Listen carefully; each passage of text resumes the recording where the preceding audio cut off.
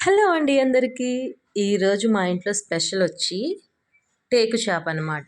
మేమైతే దీన్ని తిరిగి అంటాము.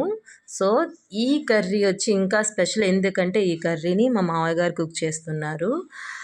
నేనైతే టొమాటో ఇంకా ఆనియన్ అవి కట్ చేసి ఇద్దామని చెప్పి తీసుకొని పెట్టుకున్నాననమాట. ఒక 4 టమాటాలు అండ్ ఒక 2 ఉల్లిపాయలు అండ్ కరివేపాకు మంచిగా కట్ చేసి అయితే మా మామయ్య గారికి అందుబాటులో పెట్టేశాననమాట.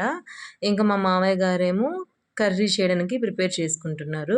ఈ టేకు చేప ఏంటంటే పొరలు పొరలుగా చాలా బావుంటది. లైక్ చికెన్ లాగే ఉంటది. దాంట్లో ఉండేది ఒకే ఒక ముళ్ళు ఉంటదనమాట. ఆ ముళ్ళును కూడా మనం తినేయొచ్చు. అంటే అవేమి గుచ్చుకోవనమాట. నార్మల్‌గానే తినేయొచ్చు. మా మామగారైతే ముందుగా కడాయి పెట్టి అందులో నూనె అయితే వేయలేదు. వేయకుండానే తాలింపు గింజలుంటాయి కదా! అవైతే వేసేసుకొని అవి ఒక్కసారి చిటపటమన్న తర్వాత కావాల్సిన ఆయిల్ అయితే పోసుకున్నారు. దాని తర్వాత తెల్లగడ్డలు కొన్ని దంచి వేసుకున్నారనమాట. అవి వేగిపోయిన తర్వాత కరివేపాకు కూడా వేసేసుకున్నారు. ఇంకా మంచిగా కలబెట్టుకొని టమాటో, ఉల్లిపాయలు 2 ఒకేసారి వేసేసారనమాట. వేసేసి ఇంకా మంచిగా కలపెట్టుకున్నారనమాట.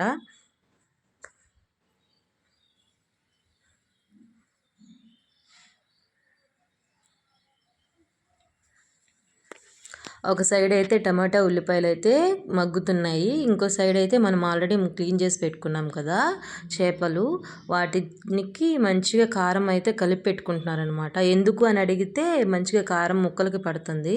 అందుకే కలిపి పెట్టుకుంటున్నానని చెప్పారనమాట మా మామయ్య గారు. ఒక 2, 3 స్పూన్లు కారం అయితే వేసి కలిపి పెట్టేసుకున్నారు పక్కన. ఇంకా మనకి టొమాటో, ఉల్లిపాయలు మంచిగా మాగిపోయిన తర్వాత కర్రీకి సరిపడా పసుపు, అలాగే ధనియాల పొడి, అల్లం వెల్లుల్లి పేస్ట్ అయితే వేసేసుకొని మంచిగా కలబెట్టేసుకున్నారు. ఎందుకంటే ఆ అల్లం వెల్లుల్లి పేస్ట్ పచ్చిదనం స్మెల్ అంతా పోవడానికి మంచిగా కలబెట్టేసుకొని మనం ముందుగా కారం కలిపి పెట్టుకున్నాం కదా చేప ముక్కల్ని, వాటినైతే వేసేసుకొని మంచిగా కలిపేసుకున్నారనమాట.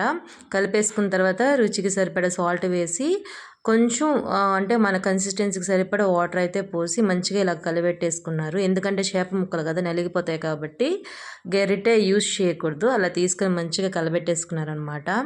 కర్రీ అయితే మంచిగా ఉడుకుతుంది. కర్రీ అయితే రెడీ అయిపోయింది. ఇంకా చూసారు ఎంత పొరలుగా ఉందో. టేస్ట్ అయితే సూపర్గా ఉన్నింది. Thank you for watching.